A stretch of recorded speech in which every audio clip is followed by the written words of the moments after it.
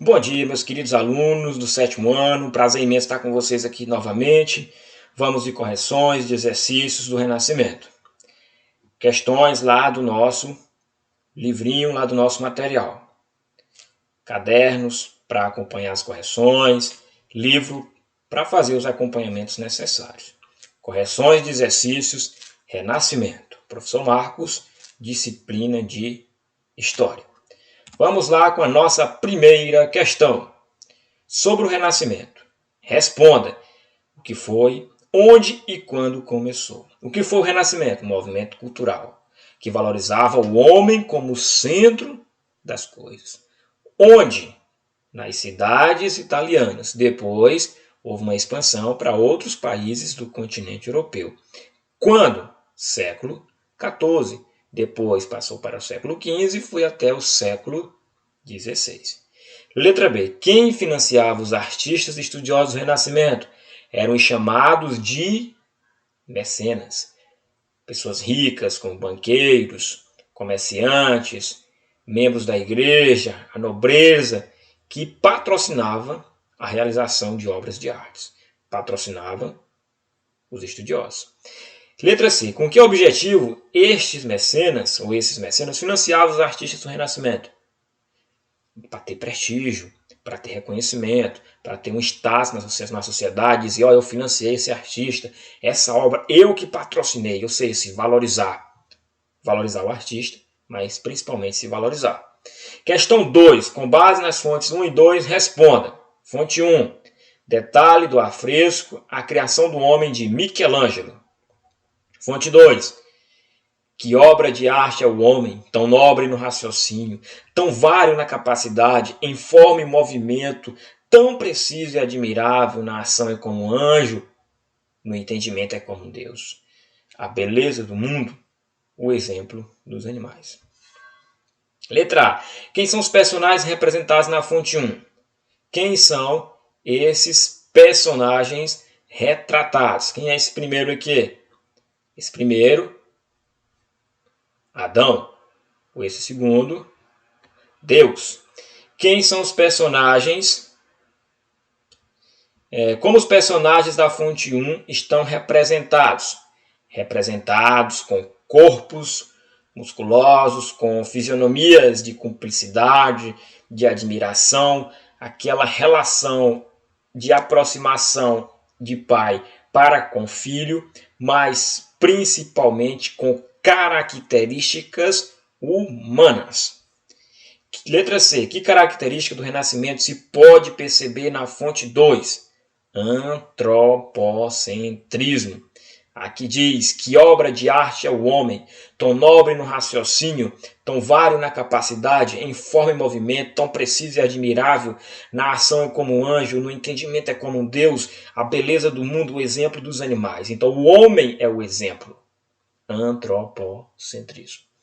A fonte 1 confirma ou nega a fonte 2? A fonte 1, Adão e Deus com características humanas. Fonte 2, detalha as belezas, as características humanas. Então, um complementa o outro. A fonte 1 confirma a fonte 2 e vice-versa. Correto? Vamos lá para a próxima. Identifique a alternativa incorreta, ou seja, vocês vão marcar a opção falsa. E depois, vamos transformá-la em verdadeira. Sobre o Renascimento. Valorização do passado greco-romano, a valorização das obras dos gregos e romanos da antiguidade?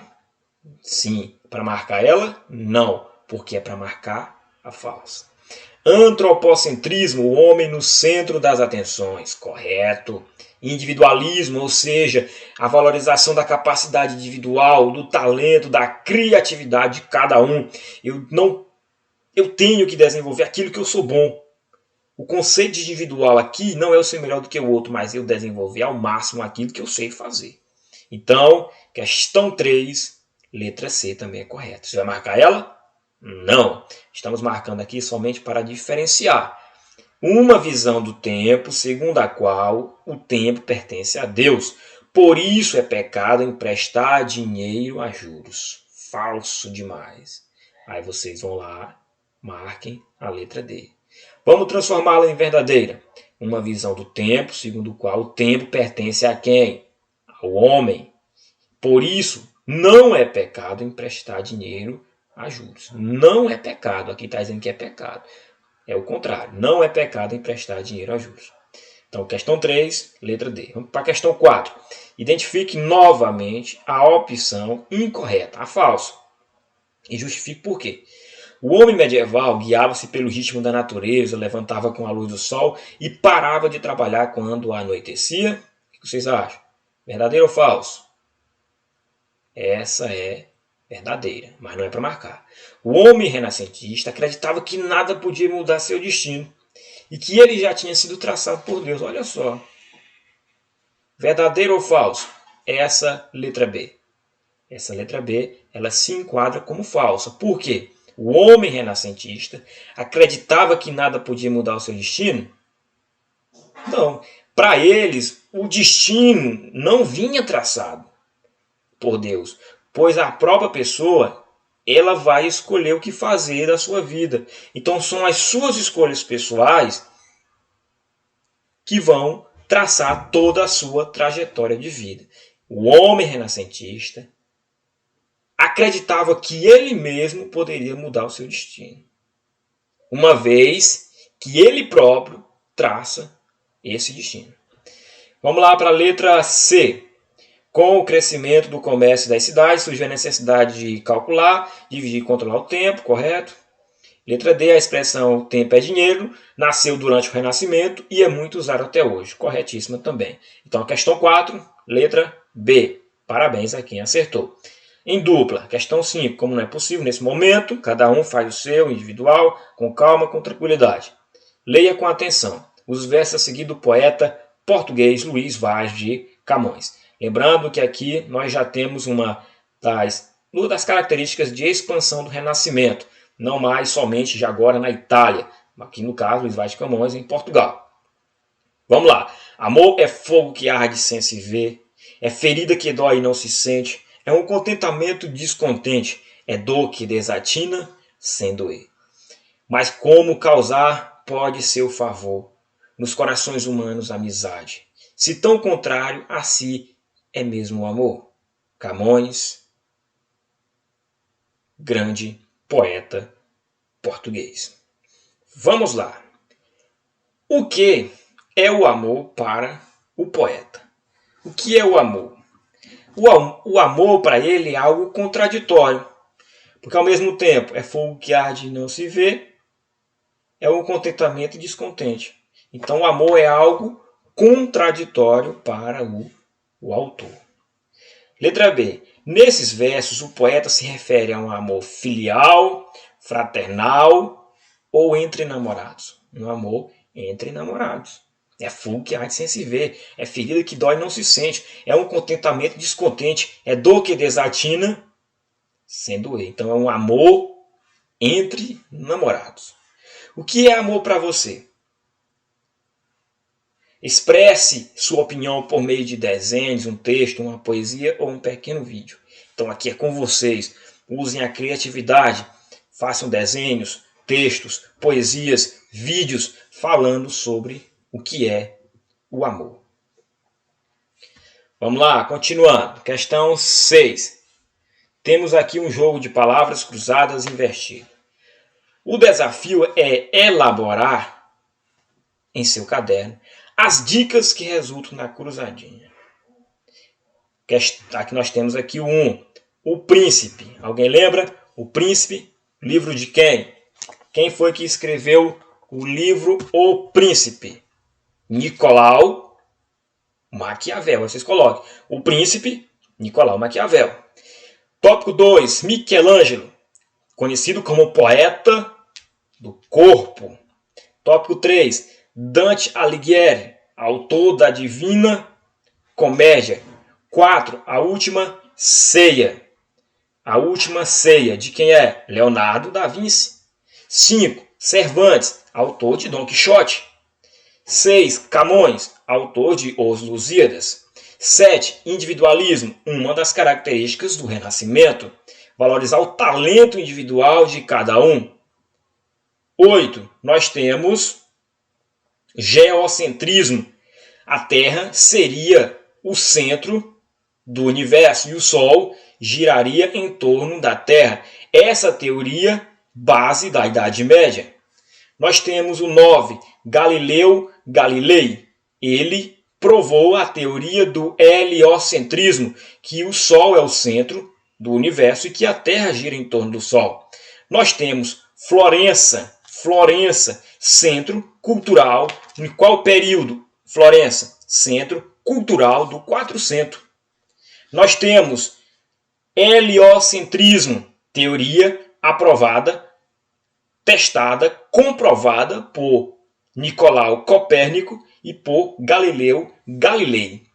Basicamente, a teoria que o Sol é o centro do universo e que a Terra gira em torno do Sol. Heliocentrismo. E 12, Sancho Panza. Quem foi Sancho Panza? O fiel escudeiro de Dom Quixote. Então, basicamente, só associar cada tópico com uma respectiva característica. Questão 7. O texto a seguir é de um autor humanista dos tempos do Renascimento. Finalmente, pareceu-me ter compreendido por que razão é o homem o mais feliz de todos os seres animados e digno de toda a admiração, não só pelas bestas, mas também pelos astros. Coisa inacreditável e considerado basicamente um ser maravilhoso. E como não? Já que precisamente por isso o homem é dito e considerado justamente um grande milagre e um ser animado, sem dúvida, digno de ser admirado. Vamos lá.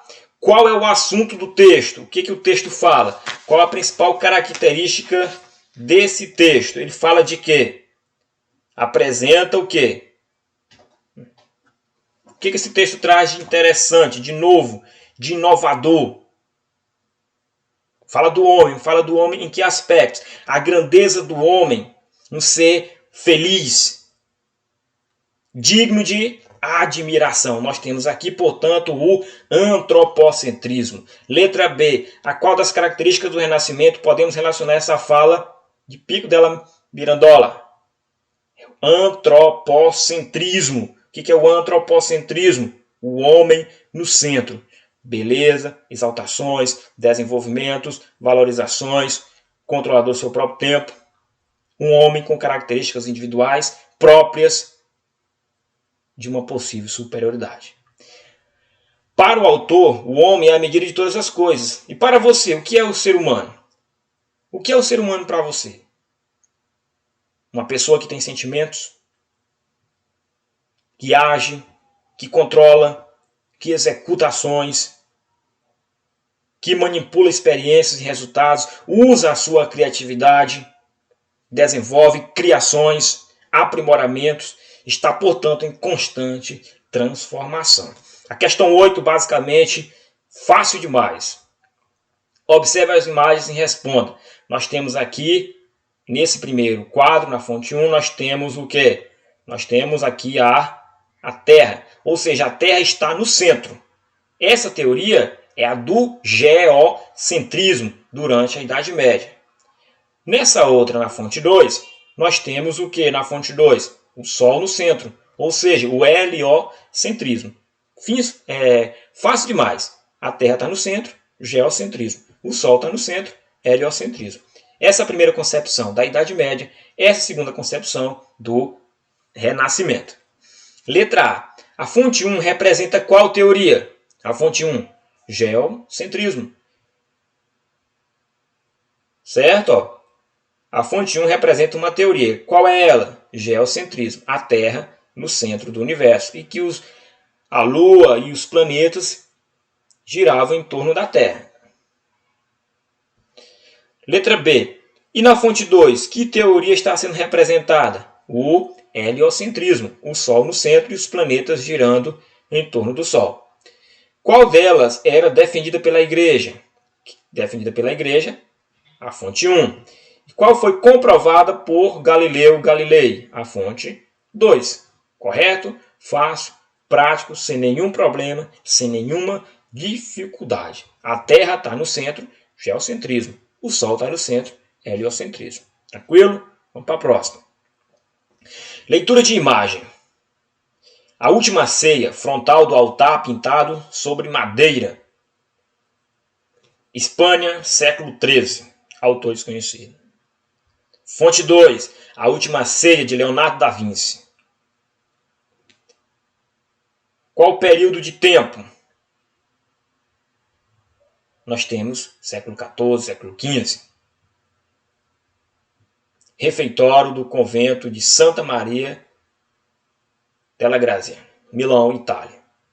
Letra A. Por que será que na imagem 1, século XIII, o artista pintou 11 apóstolos? Por que na primeira imagem tem 11 apóstolos? Quando nós sabemos que são quantos? 12. Então por que no primeiro desenho tem 11? Olha só o que o autor traz de interessante para vocês. Na imagem 1, Jesus está acompanhado de 11 apóstolos. Porque Judas, o traidor, foi retirado de cena. Portanto, ele não era digno de sentar à mesa com Jesus Cristo.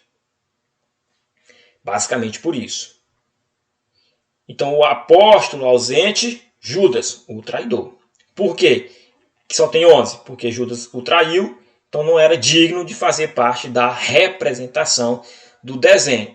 Isso segundo a representação da fonte 1. Letra B. Qual é o significado dessa auréola em torno da cabeça dos personagens? Aquele ideal de santidade. Então, santidade, algo angelical, de aproximação com Jesus, aquele ideal de santificação, de santidade. Vamos lá, continuando. Que semelhanças você vê entre as duas imagens? E quais as diferenças? Vamos lá, quais são as semelhanças entre as duas imagens? Ambos trabalham o mesmo tema, que é uma passagem da Bíblia, conhecida como a Última Ceia. Tanto a fonte 1 quanto a fonte 2, a Última Ceia. O mesmo tema. Portanto, tem algo em comum. Além disso, são pinturas. Tanto a fonte 1 quanto a fonte 2 são pinturas. Semelhanças, mesmo tema, a Última Ceia. E ambas são pinturas. Agora, qual é a diferença? Na imagem 1 são 11 apóstolos e não 12, como na outra. Na imagem 1, Cristo se separa dos apóstolos por sua auréola, com traços que lembram as pontas da cruz que carregou.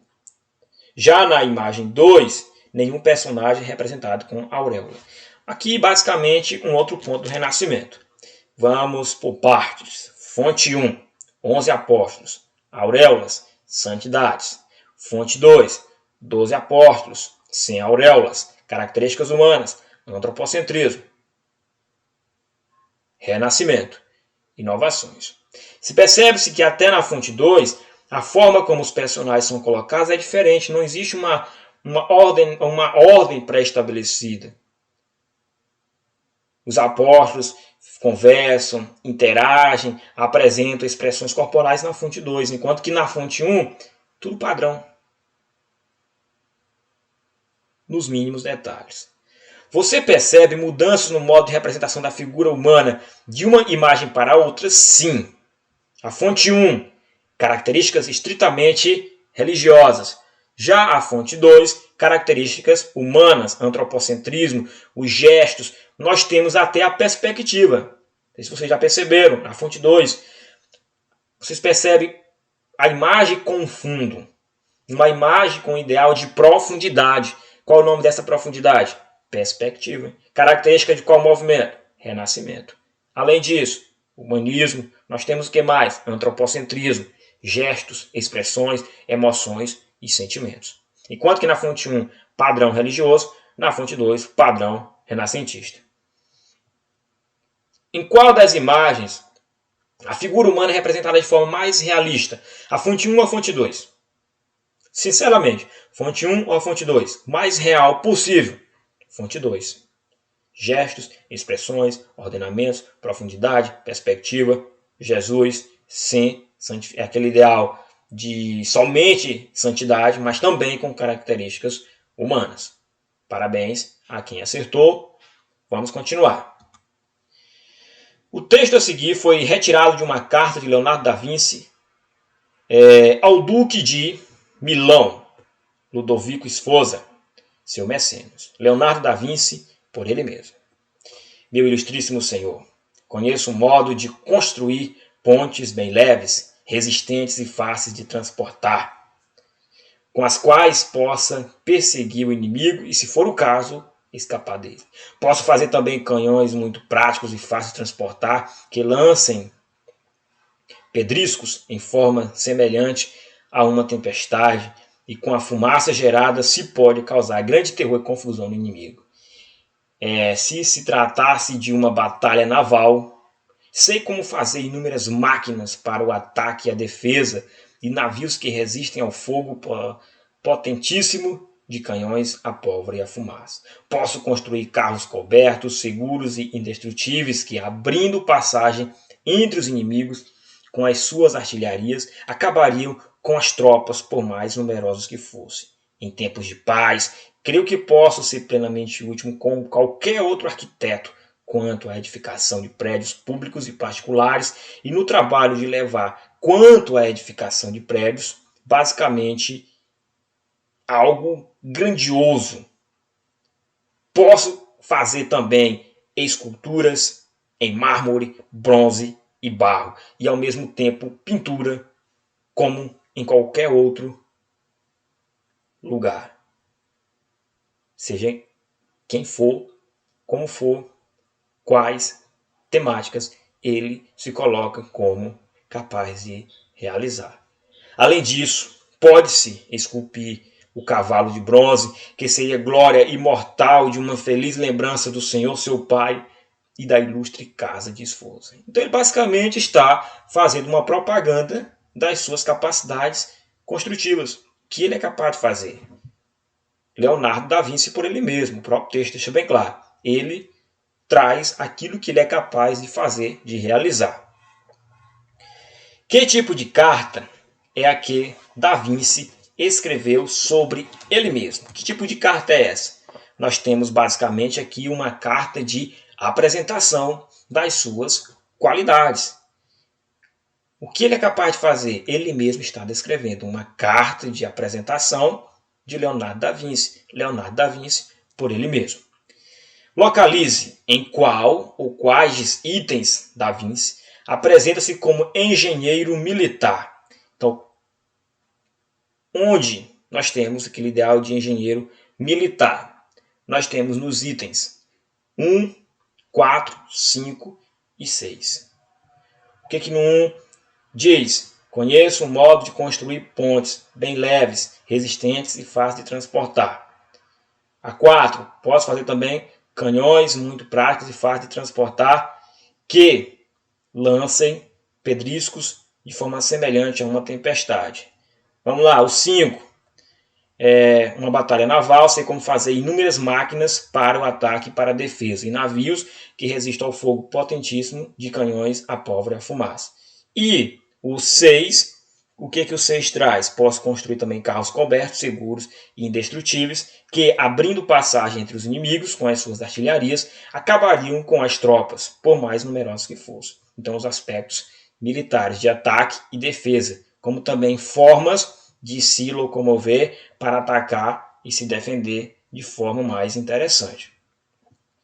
Que outras habilidades ele afirma ter? Olha só o que o autorzinho de vocês traz. Ele pode planejar e construir prédios e aquedutos, esculpir e pintar, tão bem quanto qualquer outro indivíduo. Acaba-se garantia. Uma formação ampla. Aqui nós podemos trazer uma referência, que esses grandes renascentistas eles não tinham uma formação básica somente em uma área. Eles tinham áreas amplas de arquitetura, literatura, era política, questões de economia, de matemática, antropologia. Era uma formação ampla. Daí Leonardo da Vinci ter várias formações, vários conhecimentos, várias produções atribuídas a ele. Letra D. Da Vinci conseguia de fato realizar o que ele falou nessa carta? Sim.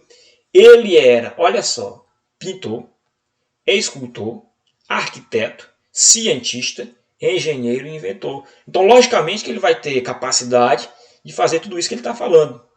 Porque eles tinham o quê? Formações amplas. Não era somente pintor. Era algo mais, bem mais. Essa carta de apresentação deixa isso bem claro. Então vamos lá finalizar esse momento de correções, que está lá na página 108. Leia os versos a seguir com atenção. Mudam-se os tempos, mudam-se as vontades, muda-se o ser, muda-se a confiança. Todo mundo é composto de mudança, tomando sempre novas qualidades. Continuamente vemos novidades, diferentes em tudo da esperança. Do mal ficam as mágoas na lembrança, e do bem, se algum houve, as saudades. O tempo cobre o chão de vento, o tempo cobre o chão de verde manto, que já coberto foi de neve fria, e em mim converte em choro o doce canto. E, afora este mudar-se cada dia, outra mudança de mó espanto, que não se muda como já soia. Camões, ao compor seu poema, usa palavras que expressam o efeito que ele quer causar. Que verbo se repete na primeira e na quarta estrofes?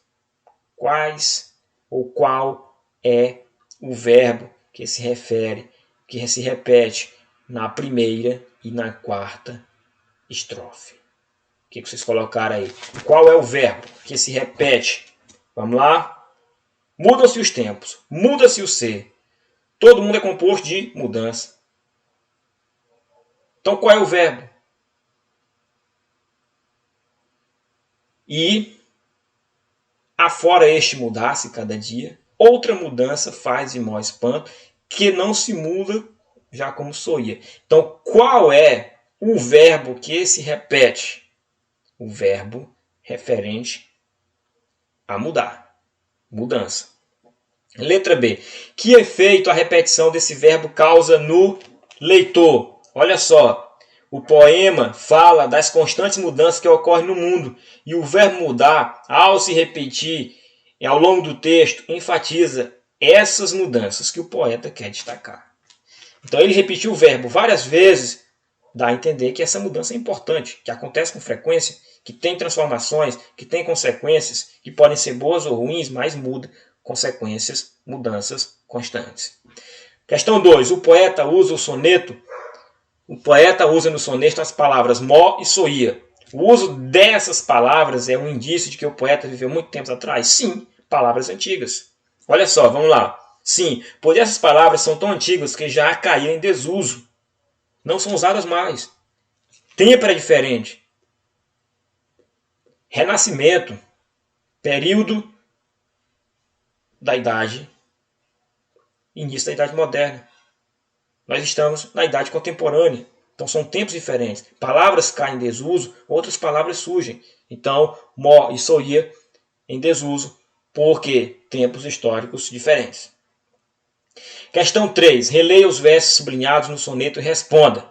As expressões verde manto e neve fria representam quais estações do ano? Vamos lá. Do mal ficam as mágoas na lembrança, e do bem, se algum houve, as saudades. O tempo cobre o chão de verde manto, que já coberto foi de neve fria, e em mim converte em choro o doce canto. Então, verde manto se refere a quê? Olha só, verde manto se refere à primavera, e neve fria se refere ao inverno.